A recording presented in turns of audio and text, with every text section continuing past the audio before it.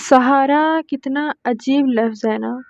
اگر کوئی آپ کے ساتھ قدم سے قدم ملا کر چلے تو آسمان پر ہوتے ہو، اسی مہربان کے کندھے پر سر رکھ کر سارے آنسو بہا دیتے ہو، لیکن جب وہی کندھا بے دردی سے کھینچ لیا جاتا ہے تو آپ آسمان سے زمین پر منہ کے بل گرتے ہو۔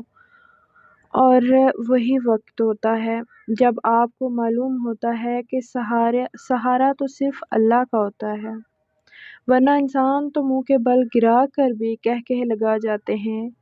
ایک وہ اللہ ہی ہے جو آپ کی ہر بات سنتا ہے اور گمراہی سے بچاتا ہے۔